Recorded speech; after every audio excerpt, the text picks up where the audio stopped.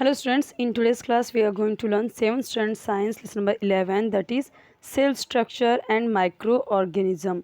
Students, previous lecture में हमने यहाँ तक कवर कर लिया था। हमने देखा था एक्टिविटी दी गई थी जो कि अनियन का था। ठीक है, onion cells seen under a compound microscope, किस तरीके से मैंने आपको बताया था इसको कैसे करना है आपको, ये आप स्कूल में ही कर सकते हो। वैसे हमने देखा था माइक्रोस्कोप के बारे में और हमने देखा था सेल के बारे में, और ग्रेट साइंटिस्ट जो थे उन्होंने किस तरीके से सेल के बारे में बताया। आगे कुछ और साइंटिस्ट आए जिन्होंने सेल की थ्योरी को आगे बढ़ाया। ओके, अभी हम देखेंगे सेल की साइज़। ठीक है, कुछ क्वेश्चंस यहाँ पे दिए गए हैं। Are the cells that you observed all alike, what is their structure, what are their shapes. तो देखो यहाँ पे ये पूछा गया कि क्या जो स्ट्रक्चर होता है अलग अलग सेल का वो एक जैसा होता है, उनकी साइज़ एक जैसी होती है? तो बिल्कुल नहीं, सब अलग अलग होते हैं। कलेक्ट इंटरेस्टिंग इन्फॉर्मेशन, तो ये तो आपको खुद से करना है। देखिए हम यहाँ पे देखते हैं, अभी खुद ही यहाँ पे दिया गया है आपके लिए example. Now cell size, there is great variation in the shapes of cells. तो आप देख रहे हो कि आपको यहाँ पे किस तरीके से जो शेप अलग अलग दिखाई दे रहे हैं, ये सब हैं क्या, सेल्स ही हैं, लेकिन आप इनके शेप देखो कितने डिफरेंट हैं। Okay, their shapes are mainly related to their function. तो अभी जैसे मान लो कि ये ब्लड सेल्स हैं, तो ब्लड सेल के जो देखो कैसा है यहाँ पे, जैसा उसका स्ट्रक्चर है, जैसा उसको फंक्शन है, जिसका काम जैसा काम करना है वैसे ही उसका सेल है। बात करें अगर हम नर्व सेल की, तो हमें पता है जो हमारी नसें होती हैं वो किस तरीके से होती हैं। नर्व सेल, अगर ये न्यूरॉन देखो, नर्व सेल कैसे होती हैं, जिस तरीके से अगर ये नर्व सेल है तो जैसे नर्व का फॉर्मेशन होता है, जैसे उसका शेप होता है वैसे ही तो उसके सेल भी होंगे, है ना। तो वैसे ही उसके सेल भी हैं, जैसा उसका शेप है नर्व का, जैसे शेप होता है वैसे ही उसके सेल का भी शेप वैसे ही कुछ है। लंबा आप देखो तो इस तरीके से है, बाकी क्या आप देखो अलग अलग हैं। ओके, अब यहाँ पे देखो ये अमीबा, अमीबा भी क्या है, एक सिंगल सेल है। ठीक है, सिंगल सेल से ही बना हुआ है। और मैं आपको ये भी बता दूँ, जिस तरीके से अलग अलग हमारे बॉडी में ऑर्गन होते हैं वो सेल से बने होते हैं, वैसे ही सेल के अंदर भी अलग अलग ऑर्गेनेल्स होते हैं, उसके बारे में हम आगे पढ़ेंगे। और ये भी जब सेल क्या होते हैं, सेल को भी प्रोटीन चाहिए होता है, सेल के लिए भी, सेल जिंदा रहने के लिए वो उनको भी प्रोटीन वगैरह की ज़रूरत होती है, वो सारी चीज़ें हम आगे पढ़ेंगे। Observe the cells of different shape shown below.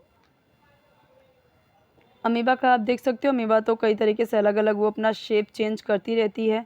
ठीक है, अगर उसको हम देखते हैं, उसको खाना चाहिए होता है तो किस तरीके से, जैसे उसको कोई उसका फूड दिखता है तो क्या करता है, जो उसका उसका जो फॉल्स लेग होता है, ठीक है, जिसे हम क्या कहते हैं, सीडोपोडिया, तो वो फॉल्स लेग होता है उसके थ्रू। जैसे मान लो कि यहाँ पे इस तरीके से, यहाँ पे उसको फूड मिला तो यहाँ से क्या करता है, अपने इस बॉडी पार्ट को इस तरीके से पकड़ लेता है, अपने अंदर ले लेता है। ठीक है, हमने देखा था ये। उसके बाद अब देखो ये अमीबा हुआ, ये क्या है, स्पायरोगायरा। तो ये क्या होता है, जैसे कि पॉन्ड वगैरह का जो उसमें पानी रहता है, जो इस तरीके से ऐसा होता है ना, उसके जो सेल होते हैं उसमें जो बैक्टीरिया होते हैं उसके सेल इस तरीके से होते हैं। अ फैट सेल ऐसा होता है। एक का सेल देखो किस तरीके से है, ठीक है। और ये सरफेस सेल है, जो मसल्स हमारे होते हैं, मसल्स, उसके सेल कैसे हैं, अलग अलग। ठीक है, मैंने आपको बताया था प्रीवियस वीडियो में कि किस तरीके से जो अलग अलग सेल बन के अलग अलग फिर वो टिश्यू बनाते हैं, टिश्यू से फिर क्या हमारा ऑर्गन बनता है, ऑर्गन से फिर क्या बनता है, ऑर्गन सिस्टम बनता है, ऑर्गन सिस्टम के बाद फिर वो यहाँ पे देख रहे हैं आप। ठीक है, तो सेल से क्या बना, अलग टिश्यू बना, फिर ऑर्गन बनता है। तो ऑर्गन हम देखते हैं फिर वो अलग अलग हमारे बॉडी के जो अलग अलग ऑर्गन्स वो बनाते हैं। ओके, ये बोन, जो बोन में भी हमारे सेल होते हैं, तो ध्यान दीजिए ये बोन में भी सेल होते हैं। यहाँ पे देखिए स्पर्म, स्पर्म में भी, स्पर्म क्या आप देख रहे हो यहाँ पे, ये भी एक सिंगल सेल ही है। ठीक है, इस तरीके से आप देख सकते हो इसका शेप। और ये नर्व सेल है। ओके, चलिए अब आगे देखते हैं various cells. Cells are of many different shapes, example circular, rod shaped, columnar, spiral, oval, rectangular etcetera. तो ये अलग अलग शेप हैं। ठीक है, तो अलग अलग ये क्या है, शेप। जैसे कि आप देख सकते हो ये कैसे सर्कुलर है, रॉड शेप्ड है, और यहाँ पे आप देख रहे हो किस तरीके से स्पायरल, ये देख रहे हो इस तरीके से स्पायरल है। ओके, तो अलग अलग शेप हम देख सकते हैं। तो ये जो क्वेश्चन यहाँ पे पूछा गया था, तो इसका आंसर ही है ये, ठीक है। अलग अलग शेप होते हैं तो बिल्कुल उसके अलग अलग शेप होते हैं, स्ट्रक्चर अलग अलग होता है। Each cell contains various components for carrying out the life processes of the living organism. Living organism में लाइफ प्रोसेस को कैरी आउट करने के लिए, आगे बढ़ाने के लिए सेल के अंदर भी अलग अलग कंपोनेंट्स होते हैं।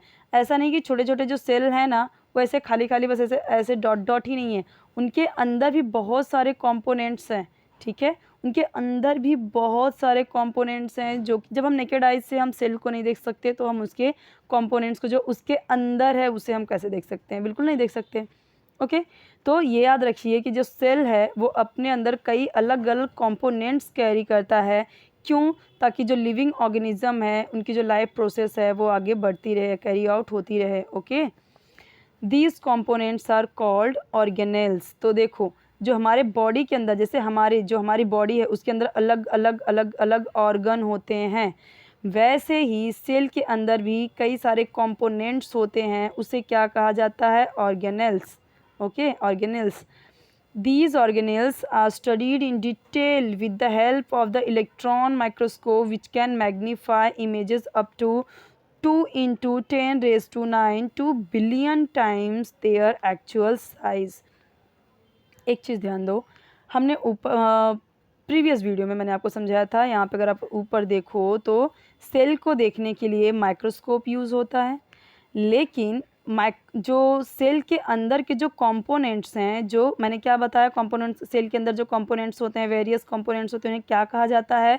ऑर्गेनेल्स कहा जाता है। ओके, तो उन ऑर्गेनेल्स को देखने के लिए हमने जो ऊपर में देखा ना माइक्रोस्कोप, उससे नहीं हो सकता, उससे नहीं देख सकते, बल्कि किससे देखेंगे हम?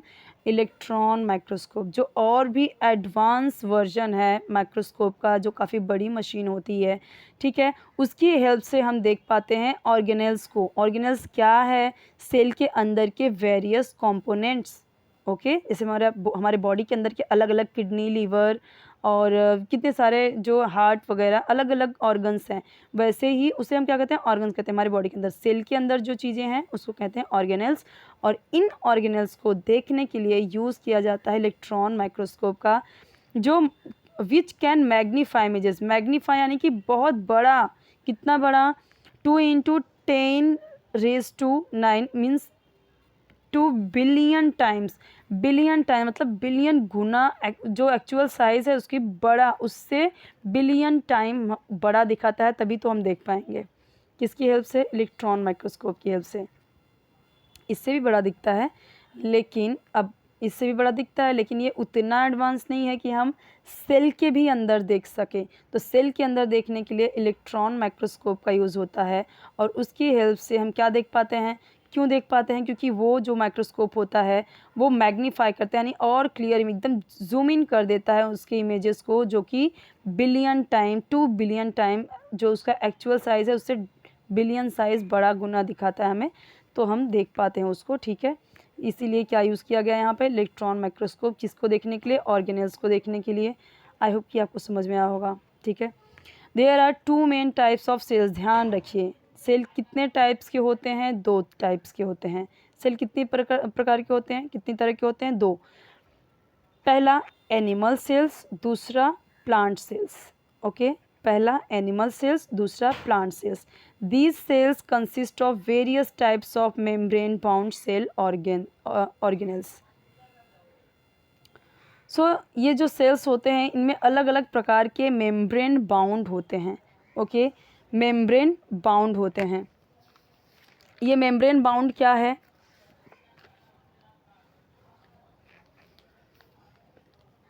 चलिए आगे देखते हैं तो आपको समझ में आएगा, ये पिक्चर देख के समझ में आएगा आपको। Various types of membrane bound cell organelles. Plant cells have a definite shape due to the presence of the cell wall around them. तो देखो ये देखिए प्लांट सेल है, ये क्या है? Animal cell. मैंने आपको क्या बताया? 2 टाइप्स के होते हैं cell, animal cell and plant cell. तो ये क्या है? ये प्लांट सेल है, और ये क्या है? एनिमल सेल है। तो जो प्लांट सेल होता है वो क्या होता है? उसमें अलग अलग प्रकार के, अलग अलग तरीके के क्या होते हैं? दोनों में ही क्या होता है? दोनों सेल में मेम्ब्रेन बाउंड सेल होते हैं, ऑर्गेनेल्स होते हैं।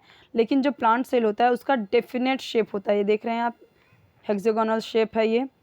तो इसका शेप जो है वो डेफिनेट होता है। क्यों? क्योंकि इसके पास क्या है, वॉल है, इसके चारों तरफ वॉल है। आप देख पा रहे हो ये जो वॉल है, यहाँ पे आप देखो आउटर जो इसकी लेयर है, जो लाइन है बाहर वाला, ये वाला, ठीक है। ये जो बाहर वाला शेप है ये क्या है, सेल वॉल है। यहाँ पे लिखा हुआ है ना, क्या लिखा हुआ है, plant cell have a definite shape, उसका एक निश्चित शेप होता है, डेफिनेट शेप होता है, due to the presence of the cell wall around them. क्यों ऐसा होता है? क्योंकि इसके चारों तरफ क्या है, एक सेल वॉल होता है जो कि इसके अंदर के जितने भी पार्ट्स हैं, जितने भी ऑर्गेनल्स हैं, उनको प्रोटेक्ट करता है। ये जो यहाँ पे मेम्ब्रेन है, जो सेल मेम्ब्रेन है, मेम्ब्रेन सेल है, उसको भी ये प्रोटेक्ट करता है, ठीक है। मेम्ब्रेन मैंने आपको बताया था, हमने प्रीवियस वीडियो में देखा था, जो लेयर रहता है ना, जो पिल निकाला था अनियन का, वो, ओके। तो आगे देखते हैं, समझ में आएगा आपको। तो सेल वॉल क्या करता है, प्रोटेक्ट करता है through extreme temperature and some other stream condition. तो ये सेल वॉल जो है बहुत इंपॉर्टेंट है इसके लिए, ये अंदर के पार्ट्स को प्रोटेक्ट करता है, ओके, थ्रू एक्सट्रीम टेम्परेचर, चाहे बहुत ठंडी बहुत गर्मी हो या फिर कुछ अलग स्ट्रीम कंडीशन कुछ भी हो, ओके। तो ये अंदर के जो पार्ट्स है उसको क्या करता है, ये कवर करता है। जैसे हमारी ऊपर की बॉडी क्या करती है, हमारे अंदर के ऑर्गन्स को क्या करती है, प्रोटेक्ट करती है। हम गिर भी जाते हैं तो भी हमारे अंदर के जो पार्ट होते हैं, अगर कहीं हमें चोट लग जाती है, गिर जाती है, तो हमारे अंदर के जो पार्ट्स फट टूट थोड़ी जाते हैं, तो सेफ रहते हैं अंदर ना। ऊपर से हमें चोट लग जाती है, पट्टी वगैरह करते हैं, ठीक हो जाती है, ठीक है। वैसे ही ये क्या करता है, ये जो इसका सेल वॉल होता है इसे अंदर से प्रोटेक्ट करता है। और क्योंकि ये सेल वॉल है बाहर से, इसीलिए ये जो प्लांट सेल है ना, उसका एक डेफिनेट शेप होता है, जबकि इसका ये डेफिनेट शेप नहीं है। Besides, unlike animal cells, plant cells contain single large vacuole। तो देखो यहाँ पे ये बोला गया है, इसके अलावा अनलाइक एनिमल, जैसे एनिमल सेल जो होता है उसकी तरह नहीं, प्लांट सेल में क्या होता है, एक लार्ज वैक्यूल होता है, ये है वैक्यूल, ठीक है। एक बड़ा सा सेंटर में ही क्या होता है, बड़ा सा वैक्यूल होता है, वैक्यूल मतलब खाली जगह, ओके। और यहाँ पे भी देखो, यहाँ पे आप देखोगे अगर ये पिक्चर में, तो आपको दिखेगा क्या, इसमें और इसमें क्या सेम है, ये प्लांट सेल है, ये एनिमल सेल है, दोनों में क्या डिफरेंसेस है, क्या सिमिलैरिटीज़ हैं, वो दिखाया गया है। मैं आपको दिखाती हूँ उसमें। जैसे कि ये देखो, ये क्या है, ये है वैक्यूल्स। वैक्यूल्स मतलब कि जो खाली जगह होते हैं, यहाँ पे है। तो एनिमल्स में क्या होता है, कई सेल में मतलब बहुत छोटे छोटे होते हैं, कई मतलब होता भी नहीं है, अगर होते भी हैं तो बहुत छोटे होते हैं। देखो यहाँ पे कितना बड़ा वैक्यूल्स है, यहाँ भी है बट छोटा है, ओके। और ये देखो सेल वॉल जो है, ये सिर्फ ये जो बाहर का ये पार्ट है, ये सिर्फ प्लांट सेल में होता है, एनिमल सेल में ये नहीं होता, सेल वॉल नहीं होता। क्लोरोप्लास्ट देखिए, क्लोरोप्लास्ट क्या है, क्लोरोप्लास्ट क्या होता है, तो क्लोरोप्लास्ट होता है जो जिससे क्लोरोफिल बनती है ना, जिससे अभी देखो प्लांट्स में ये है, तभी तो उसकी वजह से ही तो उसकी पत्तियां हरी होती हैं। तो ये जो क्लोरोप्लास्ट है, ये ग्रीन कलर आपको दिख रहा है, ग्रीन ग्रीन दिख रहा है ना, तो ये क्लोरोप्लास्ट की वजह से ही क्लोरोफिल बनती है, और उसकी वजह से ही तो जो लीव्स जो प्लांट्स होते हैं वो अपने भोजन को बनाते हैं, अपने खाना को बनाते हैं, ओके। और ये क्या है, साइटोप्लाज्म। साइटोप्लाज्म क्या है, साइटोप्लाज्म होता है like it is the jelly like substance, जो कि क्या होता है, ये जो पूरा पार्ट दिख रहा है ना आपको, पूरा पार्ट, जितने भी आपको ये पार्ट दिख रहे हैं, मतलब ये सारे नहीं, ये सब तो इसके मेन जो पार्ट्स होते हैं उन सब के हम नाम देखेंगे एक एक करके। उसके अलावा जो ये सारी चीज़ें बीच में दिख रही हैं ना, इसके बीच में ये जितने भी सब्सटेंसेस दिख रहे हैं आपको, ये एक लिक्विड फॉर्म में होता है, जो कि एक जेली की तरह होता है, ठीक है। जेली आपने खाया होगा, तो उसी जेली में ऐसा लगता है कि ये जेली जैसा है इसमें, और इसमें क्या होता है कि सारे के सारे जो पार्ट्स हैं ना, इसमें क्या होते हैं, एम्बेडेड होते हैं, इसमें सब चिपके हुए रहते हैं। ये पूरा एक लिक्विड है, पूरा लिक्विड है, और उसमें ये जो पार्ट्स आपको दिख रहे हैं, ये सारे पार्ट्स उसमें क्या हुआ, चिपके हुए हैं, ताकि वो अपनी जगह पे ही रहें, मूव ना करें, ठीक है, वो अपनी जगह पे रहें। बाकी के जितने भी चीज़ें आपको दिख रही ना, ये एक लिक्विड है, ठीक है, उसको बोलते हैं साइटोप्लाज्म, ओके। तो यहाँ पे आपको साइटोप्लाज्म देखा हमने, क्लोरोप्लास्ट देखा, सेल वॉल देखा, ये सारी चीज़ें क्या होती हैं, सिर्फ प्लांट सेल में होती हैं। अब बात करते हैं इसमें और इसमें क्या कॉमन है। तो हम यहाँ पे देखते हैं फ्री राइबोसोम्स, तो यहाँ पे भी है फ्री राइबोसोम्स, जो ये राइबोसोम्स ये डॉट डॉट आपको दिख रहे हैं ये हैं फ्री राइबोसोम्स। ओके, राइबोसोम्स क्या होते हैं? It's a protein factory, protein बनाने का काम करते हैं, ठीक है, ये सारे। और यहाँ पे ये देखिए ये जो पार्ट है ये क्या है? लाइसोसोम है। क्या है? लाइसोसोम। ओके,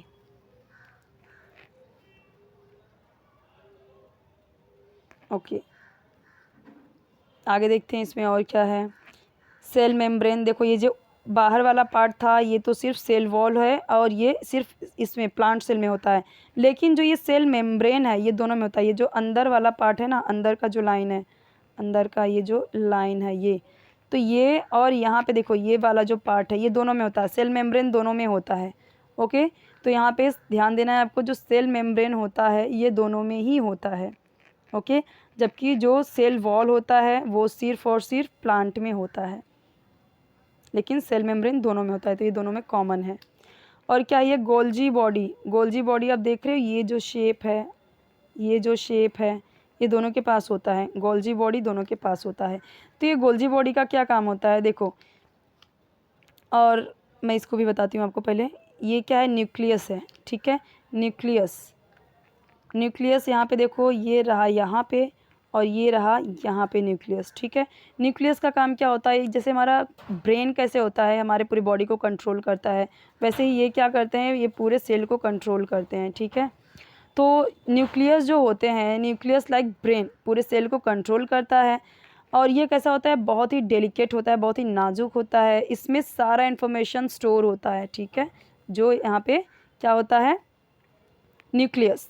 और इसीलिए क्या होता है? इनके आसपास एक न्यूक्लियर मेम्ब्रेन होता है, न्यूक्लियर मेम्ब्रेन भी होता है इनके पास, इनको प्रोटेक्ट करने के लिए। ओके, तो और यहाँ पे देखो ये क्या है? Endoplasmic reticulum, endoplasmic reticulum. So endoplasmic reticulum है ये। तो यहाँ पे ये ध्यान देने वाली बात है कि जो एंडोप्लाज्मिक रेटिकुलम है ये क्या करते हैं? सिग्नल करते हैं प्रोटीन के लिए, ठीक है, ये जो प्रोटीन फैक्ट्री है। तो ये क्या करते हैं? यहाँ से प्रोटीन बनता है और किस में भेजते हैं? ये गोल्जी में, गोल्जी बॉडी यहाँ पे भेजते हैं, ठीक है, क्योंकि इसको जैसे हमारी बॉडी को प्रोटीन चाहिए होता है वैसे ये सेल को भी ज़िंदा रहने के लिए प्रोटीन चाहिए होता है। तो ये जो एंडोप्लाज्मिक है ये क्या करता है? ये यहाँ पे बताता है, एक यहाँ पे ये क्या करता है? सिग्नल देता है प्रोटीन के लिए। तो प्रोटीन के लिए फिर ये प्रोटीन क्या करते हैं? गोल्जी बॉडी जो है वहाँ पे आता है, और फिर ये जो गोल्जी है, ये गोल्जी क्या करता है? गोल्जी प्रोटीन को, पूरे जो प्रोटीन बनता है वो पूरे सेल में डिस्ट्रीब्यूट करता है। जैसे ये पूरे के पूरे सेल में क्या करता है? डिस्ट्रीब्यूट करता है। जैसे हमारा जो ब्लड होता है वो क्या करता है? पूरे प्रोटीन को किस तरीके से पूरे बॉडी में हमारे अलग अलग ऑर्गन्स में वो भेजता है, ठीक है। हमारा जो ब्रेन होता है वो क्या करता है? वो बताता है, मतलब कि सिग्नल देता है, भूख लगी है, प्यास लगी है, वो सारी चीज़ें सिग्नल करता है। वैसे ही यहाँ पे क्या है? एंडोप्लाज्मिक है, ठीक है। तो वो यहाँ पे सिग्नल देता है, सिग्नल मिलता है यहाँ से, जो न्यूक्लियस है यहाँ से, फिर ये सिग्नल देता है एंडोप्लाज्मिक को। एंडोप्लाज्मिक क्या करता है? वो मतलब कि एंडोप्लाज्मिक सिग्नल करते हैं प्रोटीन के लिए, तो वो गोल्जी के पास आता है। गोल्जी मतलब एक पूरा प्रोसेस होता है इनको ज़िंदा रहने के लिए, इनको चलने के लिए, जैसे हमारी बॉडी के सिस्टम है बॉडी का, तो वैसे ही इनमें भी है। ये ध्यान देने वाली बात है, बहुत डिटेल में नहीं जाना, ये सारी चीज़ें आप 10th वगैरह में डिटेल में पढ़ोगे। ओके, वैक्यूल्स मैंने आपको पहले ही बताया। ओके, ओके, ये क्या है? ये है आपका माइटोकॉन्ड्रिया। माइटोकॉन्ड्रियन क्या करता है? ये है माइटोकॉन्ड्रिया, आप देखो ध्यान से, इस तरीके से शेप देख रहे हो आप। माइटोकॉन्ड्रियन यहाँ पे भी है और यहाँ पे भी है, देख पा रहे हो आप। ओके, इसके अंदर क्या होता है? इसके अंदर एनर्जी प्रोड्यूस होती है, एनर्जी बनती है। ओके, तो ये सारे पार्ट्स हमने देखे।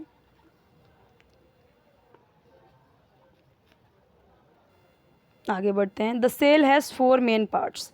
यहाँ पे आप देखोगे कि 4 मेन पार्ट्स हैं। हमने बहुत सारी चीज़ें यहाँ पे देखी, लेकिन 4 हैं जो वो मेन पार्ट्स होते हैं, ठीक है। एक बात ध्यान रखिए, जो सेल मेम्ब्रेन होती है, ओके, और जो साइटोप्लाज्म होती है, और आपका जो न्यूक्लियर होता है, ये सबसे इम्पॉर्टेंट कंपोनेंट है जो हर सेल में होता है, ठीक है। The cell has 4 main parts, the cell wall, cell membrane, cytoplasm and cell organelles. Cell wall, the cell wall is the outermost covering of a cell. Cell wall मैंने आपको समझाया यहाँ पे, ये सेल वॉल, ठीक है, बाहर का जो है ये पार्ट, ये जो प्लांट में होता है सिर्फ। सेल वॉल बहुत ही, ये आउटर मोस्ट बाहर का बहुत ही इंपॉर्टेंट पार्ट होता है जो कि सेल को कवर करता है। It is present only in plant cell, पहले ही बताया था मैंने। प्लाज्मा मेम्ब्रेन क्या होता है? The plasma membrane also called the cell membrane. जो प्लाज्मा मेम्ब्रेन होता है इसे सेल मेम्ब्रेन भी कहा जाता है, ठीक है। सेल मेम्ब्रेन और प्लाज्मा मेम्ब्रेन क्या है? ये अंदर वाला, ठीक है, ये इसका सेल मेम्ब्रेन, ये वाला पार्ट, जस्ट मिनट, ये वाला पार्ट जो है इसका, और इसका अंदर का पार्ट जो है ये वाला सेल मेम्ब्रेन, ठीक है। So the plasma membrane also called the cell membrane is a kind of thin covering, बहुत पतला होता है, कवर करके रखता है अंदर के पार्ट को। It is extremely delicate and flexible, बहुत ही फ्लेक्सिबल और बहुत ही नाजुक होता है, बहुत ही डेलिकेट होता है। It is the outermost covering of animal cells. Animal cells का ये बाहर का पार्ट होता है। मैंने आपको क्या समझाया था कि प्लांट में एक बाहर से होता है उसको सेल वॉल बोलते हैं, लेकिन जो अंदर में होता है वो क्या होता है? सेल मेम्ब्रेन होता है, यहाँ पे लिखा हुआ है। लेकिन ये जो एनिमल सेल है उसका आउटर वाला जो पार्ट है ना वही सेल मेम्ब्रेन है। इसके और कोई बाहर, जैसे यहाँ पे सेल वॉल है, इसमें कोई सेल वॉल नहीं है, इसमें कोई भी सेल वॉल नहीं है। इसका जो आउटर पार्ट है वही क्या है? सेल मेम्ब्रेन है, और ये बाहर का ही पार्ट होता है। जबकि यहाँ पे बाहर का पार्ट क्या है? सेल वॉल है, उसके अंदर में सेल मेम्ब्रेन है, लेकिन यहाँ पे जो सेल मेम्ब्रेन है वही ऊपर में है। एनिमल सेल की बात कर रहे हैं हम। इट इज़ ये मैंने आपको बता दिया, it is the outermost covering of animal cell. तो एनिमल सेल का क्या होता है? बाहर का पार्ट होता है, ये बहुत इंपॉर्टेंट होता है। बात करते हैं साइटोप्लाज्म की। The liquid part in the cell present around the nucleus is called cytoplasm. मैंने बताया आपको साइटोप्लाज्म, जो ये मान लीजिए कि ये सेल है पूरा क्या है, ये जो लिक्विड फॉर्म में कुछ है वो क्या है? साइटोप्लाज्म। और यहाँ पे कहीं पे यहाँ पे न्यूक्लियस है, यहाँ पे क्या है, मान लीजिए अलग अलग सेल ऑर्गेनेल्स हैं कहीं पे, लेकिन पूरा जो लिक्विड पार्ट है उसको ही क्या बोला जा रहा है यहाँ पे? Cytoplasm. The liquid part in the cell present around the nucleus is called cytoplasm, ठीक है। तो यहाँ पे जो न्यूक्लियस के चारों तरफ जो यहाँ पे देखने को मिल रहा है, न्यूक्लियस के चारों तरफ जो देखने को मिल रहा है ये क्या है? यही है आपका cytoplasm. Nucleus is called cytoplasm. It occupies the space between the plasma membrane and nucleus. Plasma membrane और न्यूक्लियस के बीच में होता है। प्लाज्मा मेम्ब्रेन, ओके, ये प्लाज्मा मेम्ब्रेन के अंदर और न्यूक्लियस के बीच में ये पाया जाता है, ठीक है। It occupies the space between the plasma membrane and nucleus. Cell organelles are scattered in the cytoplasm. आप, मैंने पहले ही आपको बताया जो सेल ऑर्गेनेल्स है ना, यही सब तो सेल ऑर्गेनेल्स है ना, सब इसके ऑर्गन्स हैं, सेल के ऑर्गन्स हैं, लेकिन उसे ऑर्गन्स नहीं बोलते, सेल ऑर्गेनेल्स बोलते हैं। ये सब देखो इसी के ऊपर स्टिक हैं, चिपके हुए हैं। किसके ऊपर हैं ये? तो साइटोप्लाज्म के अंदर ये सब जो आपको दिख रहा है पूरा, ये लिक्विड है, ठीक है, और उसके ऊपर ये सारी चीज़ें चिपकी हुई हैं, ओके, सारे ऑर्गेनेल्स उसके ऊपर हैं, स्कैटर्ड हैं, चारों तरफ बिखरे हुए हैं साइटोप्लाज्म के ऊपर। सेल ऑर्गेनेल्स क्या हैं? These mainly include the nucleus, endoplasmic reticulum, Golgi bodies, lysosomes, okay, mitochondria, vacuoles, plastids etcetera. Plant cell contain chloroplast. देखो ये प्लास्टिड क्या है? प्लास्टिड मैं आपको बता दूं, प्लास्टिड ये ग्रीन कलर जो प्लास्टिड्स होते हैं, ठीक है, यहाँ पे दैट इज़ कॉल्ड क्लोरोप्लास्ट। इसको क्या कहते हैं? ये जो ग्रीन कलर का है ना, ये क्या है? प्लास्टिड्स होते हैं, ठीक है, और इसे क्या कहते हैं? क्लोरोप्लास्ट कहते हैं। और इसी से क्या बनता है, क्या प्रोड्यूस होता है? क्लोरोफिल, और क्लोरोफिल की हेल्प से फूड बनाते हैं जो ट्रीज़ होते हैं, ओके। सो ये इंपॉर्टेंट पार्ट्स थे, आई होप कि आपको समझ में आया होगा।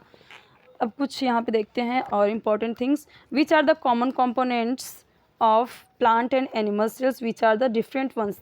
ये मैंने ऊपर में ही बताया क्या क्या कॉमन है दोनों में और क्या क्या डिफरेंट है, आपको कमेंट सेक्शन में बताना है क्या है वो। The nucleus is the most important organelle of the cell. Nucleus, बार बार बता रही हूँ मैं आपको, न्यूक्लियस जो रेड कलर का आपको यहाँ पे दिख रहा है, यहाँ पे भी होता है, ऐसे ही दोनों में होता है, ठीक है। जो एनिमल सेल होता है उसमें भी, प्लांट सेल उसमें भी होता है न्यूक्लियस। तो मोस्ट इम्पॉर्टेंट ऑर्गेनेल होता है सेल का। There is a porous double membrane around it, और पोरस मेम्ब्रेन भी होता है इसके चारों तरफ, ठीक है। The nucleus controls all functions of the cell, जो न्यूक्लियस है ना वो क्या करता है, पूरा फंक्शन, ठीक है, जो सेल का पूरा फंक्शन है न्यूक्लियस ही कंट्रोल करता है, इसलिए बहुत इंपॉर्टेंट है। The endoplasmic reticulum is a sprawling net like organelle, तो जो एंडोप्लाज्मिक है ना, एंडोप्लाज्मिक रेटिकुलम ये कैसा, sprawling net like organelle. Net like देखो यहाँ पे, ये देखिए यहाँ पे ये वाला जो पार्ट है एंडोप्लाज्मिक रेटिकुलम, और यहाँ पे कहाँ पे है ये इधर है, ठीक है। कैसा नेट की तरह है ना ये देखो यहाँ पे, तो ये पड़े रहते हैं, ठीक है, यहाँ पे ऐसे इस तरीके से फैला हुआ रहता है पूरा। स्प्रॉलिंग मतलब क्या, ऐसे फैला हुआ, तो इस तरीके से नेट की तरह फैला हुआ है ये, ओके। इस साइड भी है, यहाँ पे भी है, ये देखो यहाँ पे भी है, यहाँ पे भी, ये यहाँ पे ये सब क्या है, इसको क्या बताया मैंने, यहाँ पे क्या लिखा हुआ है, endoplasmic, okay. Endoplasmic reticulum is a sprawling net like organelle, तो ये कैसा ऑर्गेनेल है, स्प्रॉलिंग नेट लाइक। स्प्रॉलिंग का मतलब मैंने क्या समझा आपको, ऐसे मतलब फैला हुआ नेट की तरह। Its function is to make necessary changes in the proteins produced by ribosomes and send them to the Golgi bodies. देखो इसका फंक्शन क्या होता है, इसका काम क्या होता है, जो एंडोप्लाज्मिक रेटिकुलम होता है इसका काम क्या होता है, इसका काम होता है जो नेसेसरी चेंजेस होता है, जो प्रोटीन्स बनाते हैं ना, प्रोटीन जो बनता है, तो प्रोटीन बनाने का काम कहाँ पे है, यहाँ पे देखिए ये रहा, फ्री राइबोसोम्स ये जो हैं, ठीक है। फ्री राइबोसोम्स का काम क्या होता है, ये एक तरीके के प्रोटीन फैक्ट्री की तरह होते हैं, प्रोटीन बनाते हैं, ठीक है। तो उसके बाद हमने देखा कि प्रोड्यूस बाय राइबोसोम, जो राइबोसोम्स प्रोटीन बनाते हैं वो उन्हें भेजने का काम करते हैं, ठीक है। कौन, एंडोप्लाज्मिक रेटिक्यूलम, ये क्या करते हैं, इनका काम होता है जो भी कुछ चेंजेस करना हुआ, कितना प्रोटीन की ज़रूरत है, कितना कम कितना ज़्यादा, तो जो भी प्रोटीन्स बनाते हैं राइबोसोम्स वो क्या करते हैं, प्रोड्यूस कौन करता है प्रोटीन को, राइबोसोम्स। जो भी चेंजेस चाहिए होता है, जो भी चेंजेस करना है प्रोटीन में, वो कौन करता है, एंडोप्लाज्मिक रेटिक्यूलम, ओके। और ये किसको सेंड करता है, एंडोप्लाज्मिक रेटिक्यूलम किसे सेंड कर रहा है, यहाँ पे send to them the Golgi bodies. Golgi bodies दिखाया था मैंने आपको, ठीक है, यहाँ पे गोल्जी बॉडीज़, तो ये देखो ये वाला जो पार्ट है इनको भेजता है, ठीक है। Golgi bodies are made up of several flat sacs, तो कई सारे अलग अलग मतलब कई फ्लैट सैक्स से बने हुए हैं, ठीक है। तो फ्लैट सैक से बने हुए, their function is the proper distribution of proteins, और ये गोल्जी बॉडीज़ जो हैं इनका क्या काम है, इनका काम होता है प्रोटीन को प्रॉपर डिस्ट्रीब्यूशन करना पूरे सेल के अंदर, ठीक है। बिल्कुल कुछ आपको नहीं लग रहा है कि जैसे हमारे बॉडी का काम है, जैसे हमारे बॉडी में किसी का काम होता है किस तरीके से अलग अलग जो ऑर्गन्स हैं उनका अलग अलग काम है, वैसे सेम टू सेम यहाँ पे भी है, okay. Mitochondria and plastids are organelles with double outer covering, ये दोनों जो हैं माइटोकॉन्ड्रिया प्लास्टिड्स और माइटोकॉन्ड्रिया एंड प्लास्टिड्स, ये जो ऑर्गेनेल्स होते हैं डबल आउटर कवरिंग में होते हैं। डबल आउटर मतलब वो उनका जो कवरिंग होता है वो डबल में होता है, ठीक है। यहाँ पे देखो माइटोकॉन्ड्रियल को अगर हम देखें तो यहाँ पे देखो बीच में है, यहाँ पे मैं आपको बताती हूँ, माइटोकॉन्ड्रियल आप देखो बीच में किस तरीके से, बाहर से देखो डबल आउटर है, इसको अंदर से बिल्कुल सेव किया गया है, बाहर से देखो आप दो आपको लेयर दिख रहा है, वो इस तरीके से सेव रहे ताकि, ओके।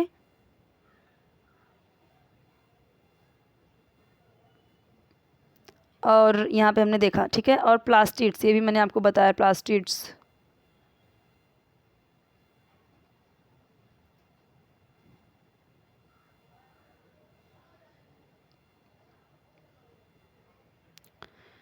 प्लास्टिड्स वही है जो यहाँ पे मैंने आपको बताया था, ये रहा क्लोरोप्लास्ट, ठीक है, क्लोरोप्लास्ट ही है, ओके। सो आगे बढ़ते हैं, तो ये ग्रीन कलर जो प्लास्टिड्स को ही क्लोरोप्लास्ट कहते हैं, ओके। तो ये डबल आपको दिख रहा है कि यहाँ पे डबल लेयर से वो मतलब कि यहाँ पे हमने देखा कि इन दोनों को माइटोकॉन्ड्रिया को, और प्लास्टिड जो ऑर्गेनेल्स हैं डबल आउटर कवरिंग है इनको। एज माइटोकॉन्ड्रिया प्रोड्यूस एनर्जी, जो ये माइटोकॉन्ड्रिया है ना ये क्या प्रोड्यूस करते हैं, energy. They are called the powerhouses of the cell, क्योंकि ये क्या प्रोड्यूस कर रहे हैं, एनर्जी, शक्ति। ठीक है, ये क्या प्रोड्यूस कर रहे हैं, जो माइटोकॉन्ड्रिया है ये क्या प्रोड्यूस करते हैं, powerhouses of the cell, energy. ठीक है, तो ये एनर्जी प्रोड्यूस करते हैं, इसीलिए इसे क्या कहा जाता है, powerhouses of the cell. Cell के ये क्या हैं, पावर हाउसेस हैं। The chloroplast in plant cell carry out the function of photosynthesis, और ये क्लोरोप्लास्ट हैं ये प्लांट में क्या करते हैं, किस फंक्शन को कैरी आउट करते हैं, फोटोसिंथेसिस। ठीक है, तो ये जो हैं ये क्या करते हैं, ये मैंने आपको पहले भी बताया इसके बारे में कि ये देखिए इसके भी डबल इसके जो लेयर है यहाँ पे डबल आउटर, मतलब कि कह सकते हैं बाहर से इनको 2 लेयर में इनको अंदर की तरफ, ताकि ये सेफ़ रहें, सिक्योर रहें, इसलिए आप देख रहे हो कि डबल लेयर में ये प्रोटेक्टेड हैं, और ये भी। ठीक है, तो ये माइटोकॉन्ड्रिया का क्या काम है, एनर्जी प्रोड्यूस करता है, इसीलिए इसे क्या कहा जाता है, powerhouses of the cell. ठीक है, क्योंकि ये सबको एनर्जी प्रोड्यूस करता है, और ये क्या करता है, प्लांट के अंदर ये क्लोरोफिल प्रोड्यूस करता है। ओके,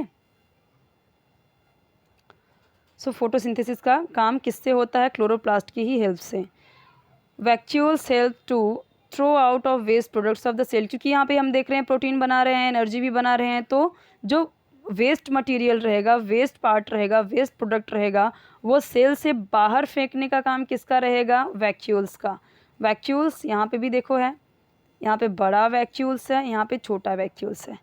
ओके, तो जो भी वेस्ट पार्ट निकलेगा वो कहाँ से बाहर जाएगा, इस वैक्यूल से। कुछ अगर अंदर लाने का भी काम करेगा तो ये वैक्यूल से, कुछ चाहिए अगर बाहर से तो ये ला सकता है, और ये क्या कर सकता है, जो वेस्ट पार्ट्स हैं वो बाहर क्या कर सकता है, थ्रो आउट भी करेगा। Vacuoles in animal cells are small whereas there is only one large vacuole in a plant cell। क्या कहा गया है, वही जो मैंने अभी आपको बताया कि जो एनिमल सेल होता है उसमें वैक्यूल्स क्या होते हैं, छोटे होते हैं, जबकि इसमें एक ही होता है और बहुत बड़ा होता है। इसमें एक से ज़्यादा भी हो सकता है, बट क्या होते हैं, छोटे छोटे होते हैं।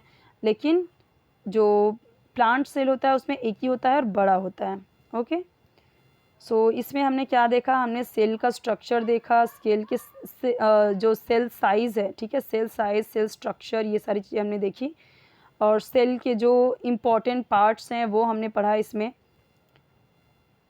यहाँ पे कुछ क्वेश्चंस दिए गए हैं, how do the cell acquire definite shape, how are cells protected, वो हमने पढ़ा, ये सारी चीज़ें पढ़ी हमने। ओके, सो आप ज़रूर इसका आंसर देना कमेंट सेक्शन में मुझे, इन तीनों का। अगर आपको नहीं पता तो फिर मैं आपको नेक्स्ट वीडियो में इसके बारे में एक्सप्लेन करूँगी, आप मुझे कमेंट सेक्शन में बताना। ओके, कोई भी डाउट है तो कमेंट सेक्शन में पूछिए।